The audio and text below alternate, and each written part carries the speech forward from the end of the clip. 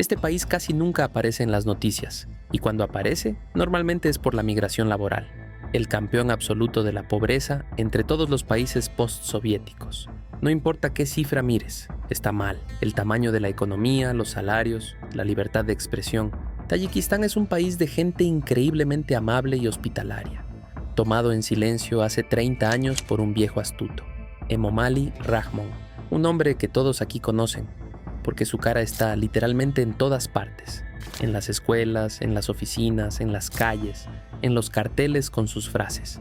Y todo eso lo presentan como información útil para los ciudadanos. ¿Cómo vivía la gente antes sin ver su cara en cada esquina?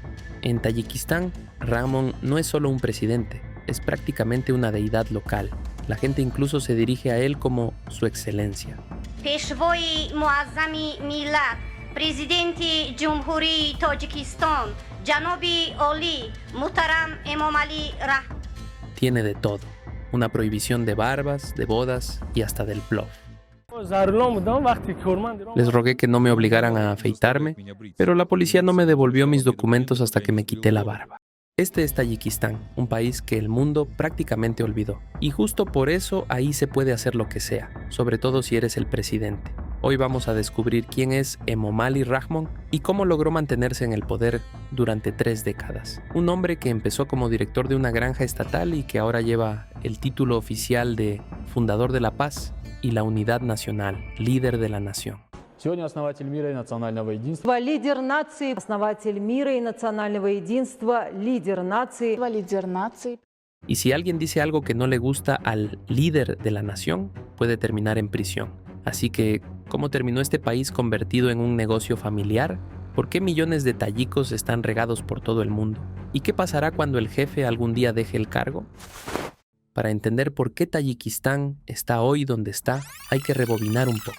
Y no a los años 90, aún más atrás. Hubo un tiempo en que estas tierras formaban parte de poderosos imperios, los samánidas, los timúridas, el Emirato de Bujará. Aquí nació el primer verdadero renacimiento tayiko. Persas, poesía, ciencia, cultura. En resumen, hubo una época en la que Tayikistán tenía su propia voz en la gran historia. Y luego llegaron los rusos, primero como colonizadores educados dentro del imperio ruso, después como los hermanos mayores de la URSS. La élite local fue reemplazada por comisarios obedientes, el idioma borrado, la cultura reformateada, y el propio Tayikistán fue incorporado a Uzbekistán. Y recién en 1929, Tayikistán fue reconocido como una república separada dentro del sistema soviético.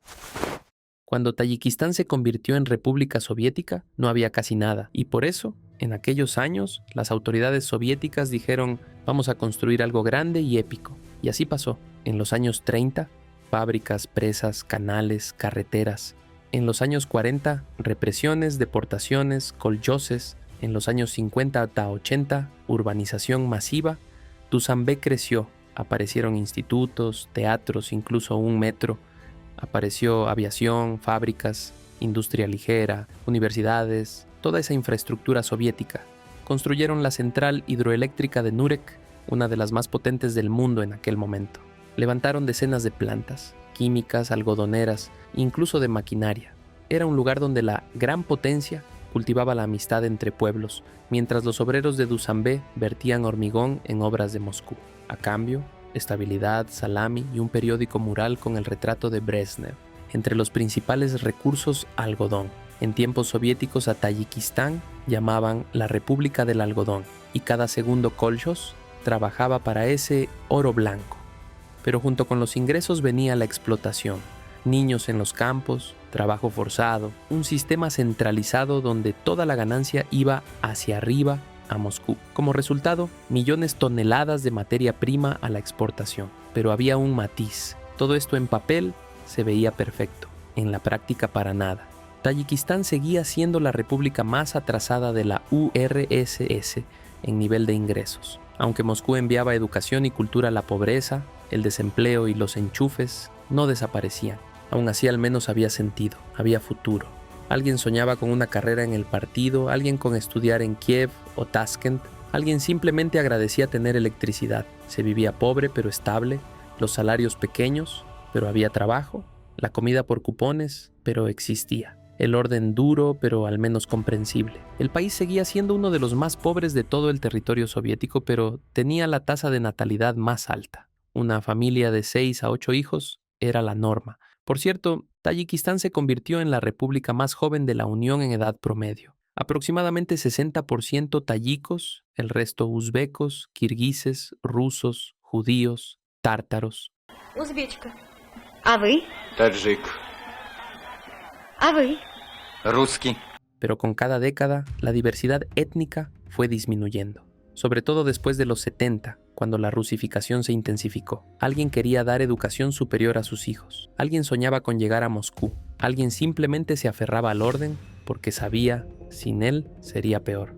Y, spoiler, no se equivocó. Y luego llegaron los años 90. Y el país que se moldeó durante 70 años se desmoronó en 3.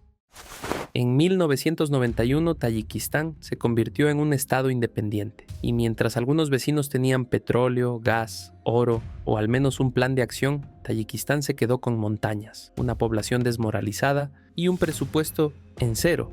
En el país no había una élite política estable, no había un ejército fuerte, ni siquiera un diseño de bandera digno. ¿Y qué sí había?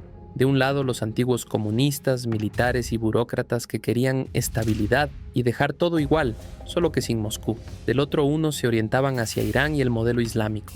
Otros querían democracia. Otros simplemente querían poder, dinero y un Volga blindado. Y el país empezó a temblar. En 1992 comenzó la guerra civil. En las regiones, enfrentamientos armados, ataques a edificios gubernamentales, batallas entre provincias. Los pueblos ardían y en las ciudades saqueaban. Especialmente terrible fue la situación en Kurgan Tiube. Allí se produjeron limpiezas étnicas, ejecuciones, violencia que en Europa llamarían crímenes de guerra. Más de 100.000 muertos, 500.000 de refugiados, decenas de ciudades destruidas y una infraestructura completamente perdida. La economía cayó un 80%, la moneda se desplomó, el Estado prácticamente dejó de existir. En ese momento el país parecía una computadora a la que le arrancaron el disco duro. Y justo en medio de todo esto, aparece una figura de la que hablaremos muchas veces más, Emomali Rakhmonov. Entonces 1992. El país en caos, la capital sobre un barril de pólvora. Y en ese momento aparece él, Emomali Sharipovich Rakhmonov. A simple vista, un campesino soviético del norte del país, sin carrera en los servicios secretos, sin discursos brillantes, sin ambición declarada de convertirse en dictador. Es decir, candidato perfecto para sentarse un rato mientras todo se calma, temporalmente, muy temporalmente. Se veía tranquilo, hablaba con cautela, no buscaba a la prensa. En resumen, uno de los nuestros, alguien que sería fácil de reemplazar después. Pero ese después nunca llegó. Él sobrevivió a la guerra.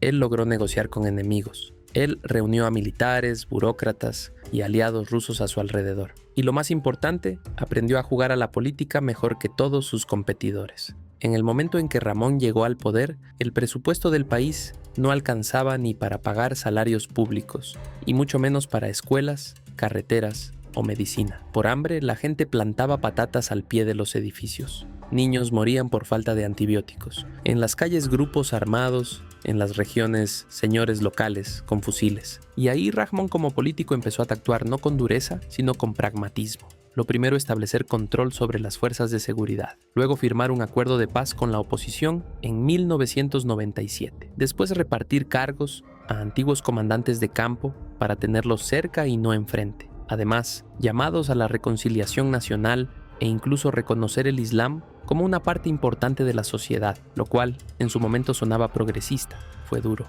Pero cada año la situación se volvía un poco más estable. La gente recibió al menos alguna pensión. Las escuelas reabrieron.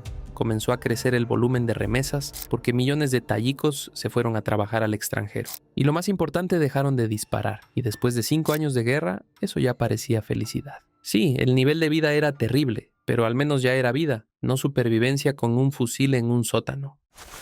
En 1994, él se convirtió oficialmente en presidente, con una nueva constitución y con un plan claro. Me quedo mientras el país sea inestable. ¿Y sabes qué? La estabilidad nunca llegó. Desde entonces, él hizo un referéndum para elegir presidente no por 5, sino por 7 años. Y luego otro para llamarse líder de la nación y obtener inmunidad de por vida. Ramón no solo es un presidente, es una marca, es una imagen oficial ensamblada con citas, retratos y decretos estatales, impulsada durante 30 años en cada rinci del país. En 2015 fue proclamado oficialmente fundador de la paz y la unidad nacional, líder de la nación. Y esto no es un meme, está literalmente escrito en la ley. Ahora cualquier menosprecio hacia la imagen del líder de la nación es un delito penal, incluso en una conversación privada. Сегодня основатель мира и национального единства. Лидер нации, основатель мира и национального единства, лидер нации. Лидер нации. Todas las instituciones públicas están decoradas con sus retratos, y a menudo, en series completas, Rahmon en uniforme militar, Rahmon en el campo, Rahmon mirando hacia el brillante futuro. El cartel no deja pasar ni la luz ni el aire. Despide un olor químico tóxico que perjudica nuestra salud. Las citas de Rahmon están en los libros escolares, y en 2023 incluso salió la Enciclopedia de Pensamientos del Líder de la Nación. En una ciudad incluso levantaron un monumento a un libro que supuestamente escribió él mismo, una piedra enorme con dorado. Por si alguien aún no entendió qué hay que leer, su nombre está en todo: bibliotecas, escuelas, gimnasios, medallas e incluso variedades de uva. Rahmon eliminó no solo a la oposición, sino también la misma idea de que alguien más pueda ser líder. ¿Elecciones? Sí. ¿Alternativa? No. Emomali Rahmon volvió a convertirse en presidente de Tayikistán. Toda la gente está de acuerdo y todos están felices. Hablé con mis amigos y ellos también están felices. Yo fui al referéndum y creo que todos quedaron satisfechos con los resultados. Nadie se manifestó en contra. Cuando llevas 30 años en el poder, en algún momento aparece la tentación de confiar lo más importante a los tuyos. Porque, ¿quién sino la familia? Ellos no te traicionarán y seguro no organizarán un golpe mientras estás reunido con Putin. Por eso Tayikistán no es solo un estado, es una gran empresa familiar, donde el apellido Rahmon abre más puertas que cualquier diploma. El ejemplo más claro, Rustam Emomali, el hijo mayor del presidente. A los 25 años ya era alcalde de Dushanbe, a los 32 presidente del Parlamento, y después de los cambios constitucionales puede postularse a la presidencia desde los 30. Sé siempre exigente. Asegúrate de que se cumplan tus órdenes. Eres joven, muy joven. A mi edad ya era director de una granja estatal. Nadie tiene derecho a decirte a quién contratar. Por eso te nombré. A otro no lo pondría en ese puesto. Baja los precios para la gente. Garantízales trabajo digno, transporte y electricidad. No vayas a comer a las casas de los empresarios. No vayas a restaurantes. Visita las casas de los trabajadores, de los ancianos y de las viudas. Y ahora, atención.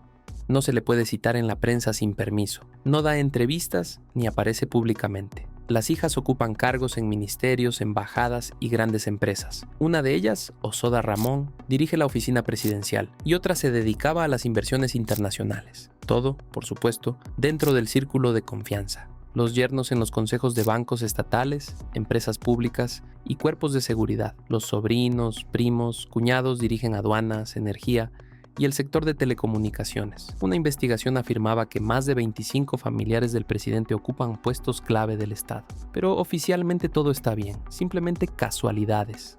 Como resultado, en Tayikistán no quedó ni un solo ámbito que no esté bajo control del círculo adecuado. Ni los medios, ni la educación, ni la religión. Todo fue optimizado. ¿Y cómo viven estas personas tan humildes? En 2013 el país vio un verdadero espectáculo, la boda de Rustam Rahmon.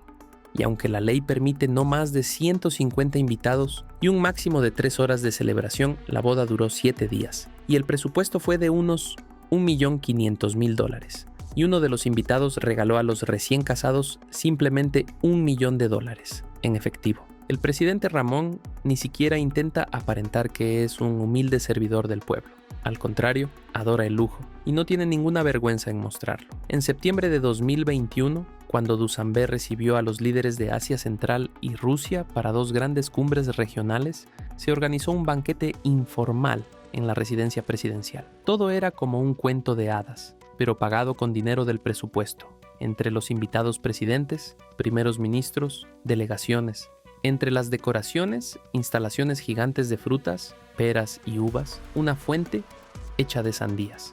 Y todo esto sobre el fondo de un comunicado oficial del Ministerio de Finanzas sobre la falta de fondos para programas educativos. país pobre, pueblo pobre, pero todo debe parecer un cuento si llega un invitado de Pekín.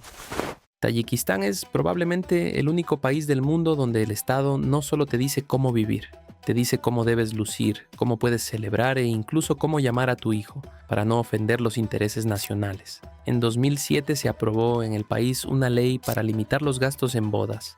La idea, en teoría, suena noble: combatir la pobreza y la ostentación. Pero la implementación fue completamente tayika. Máximo 150 invitados, no más de 4 coches en la caravana, prohibición estricta de mesas de banquete ostentosas.